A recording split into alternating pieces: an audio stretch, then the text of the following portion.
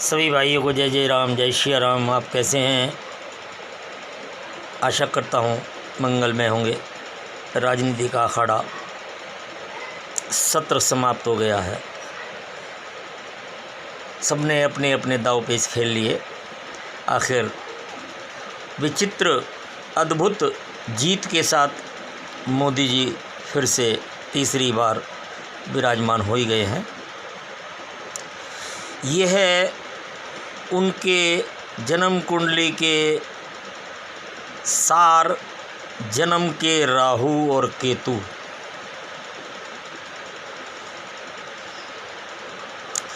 जब पैदा हुए थे और आज वो ही गोचर सस्पेंस के साथ फिल्म पूरी कर दी। वो बुद्धिमता का परिचय देकर अपनी सरकार को सुनिश्चित किया है। आप सोच भी नहीं सकते ये मोदी के उस सूर्य बुध केतु के ग्रह की महिमा है। किस बुद्धि की परिचय देकर उन्होंने बिना शर्त किस प्रकार अपनी सरकार को संगठित नहीं निर्भय कर कर बैठ गए।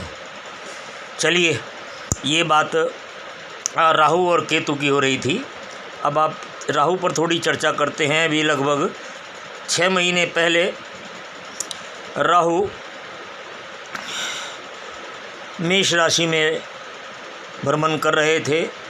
उनके साथ विराजमान थे गुरु।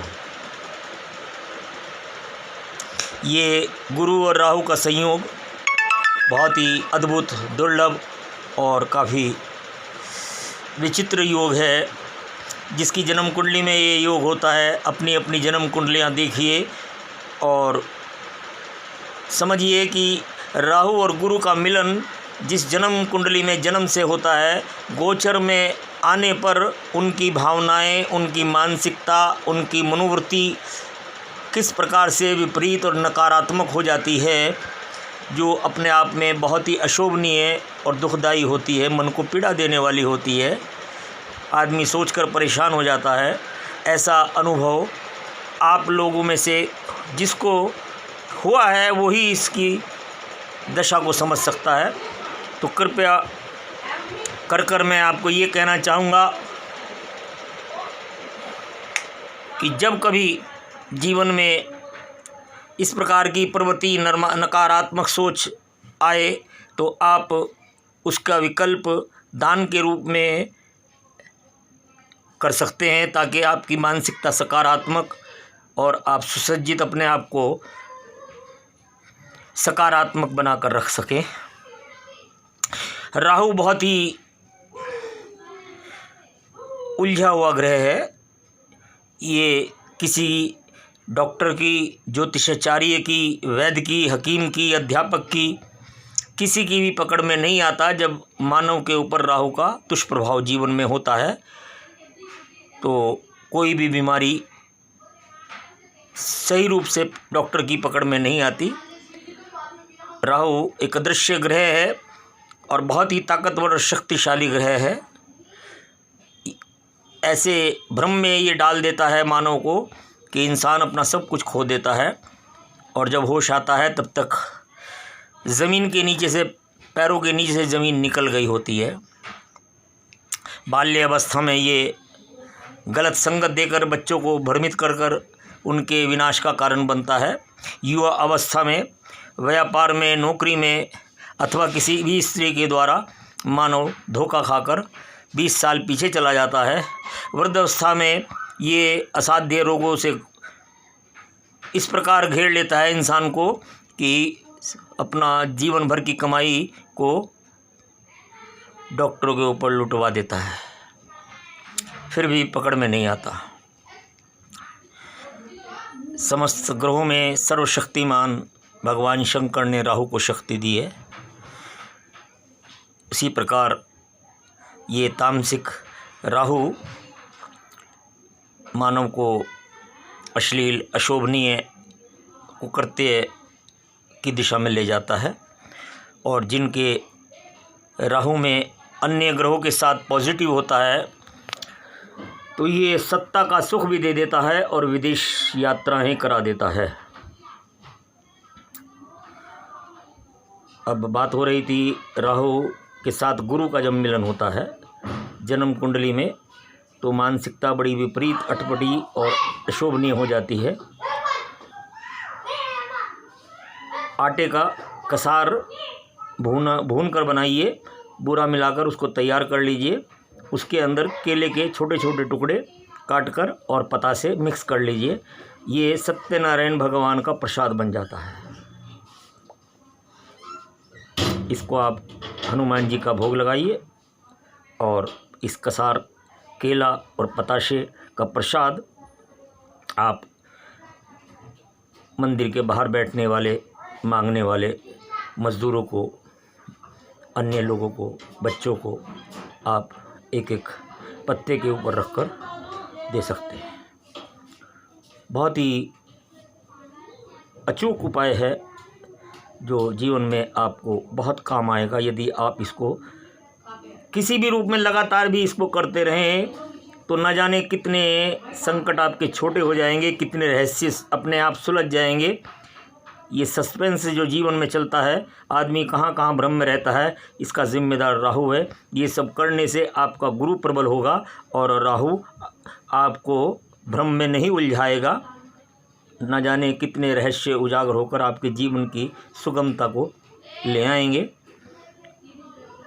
राहु जिस ग्रह के साथ भी बैठता है बड़ा नकारात्मक उसके अंदर भर देता है। मसलन यदि वो बुध के साथ बैठता है तो मानव के, इंसान के शरीर में, त्वचा में, नसों में असाध्य रोग, असाध्य बीमारी, नसों का तकलीफ़, त्वचा का रोग, यहाँ तक के कोढ़ी भी बना देता है और नसों के कारण मानव को जर्जर हालत में ले जाकर बूढ़ा कर देता है। त्वचा और नसों के जाल पर हमारा शरीर सुंदर और स्वस्थ खड़ा रहता है। यदि हमारे शरीर की त्वचा झुर्रीदार, बदनुमा, बददाग, एलर्जी युक्त हो जाए और नसें कमज़ोर होकर बाधित हो जाएं, शरीर के अंदर खून का प्रवाह बंद हो जाए तो मानव चारपाई पर आ जाता है। विकृति चेहरे पर छा जाती है। तो ऐसी स्थिति में इंसान को आटे का हलवा, सूजी का हलवा बनवाकर कम से कम 5 किलो सूजी एक टाइम में 40 किलो हलवा बनता है। देसी घी हो तो बहुत अच्छी बात है। उसका हलवा बनाकर आप महीने में, 2 महीने में एक बार बांटिए गरीबों को, बाबा का भोग लगाकर। तो आपको इन रोगों में, त्वचा रोग में, नसों में, बाधाओं में काफ़ी राहत मिलेगी।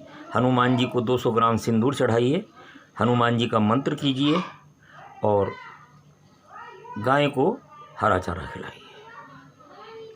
किलो, 2 किलो नहीं, 200 किलो, 300 किलो, 400 किलो हरा चारा गौशाला में गौओं को डलवाइए।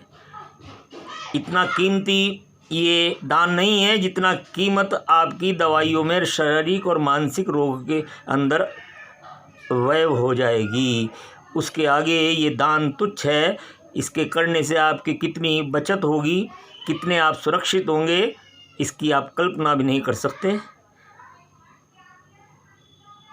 जिन भाइयों को इस प्रकार की मानसिकता, इस प्रकार के रोग, त्वचा के, नसों के, शारीरिक रूप से, मानसिक रूप से ग्रस्त,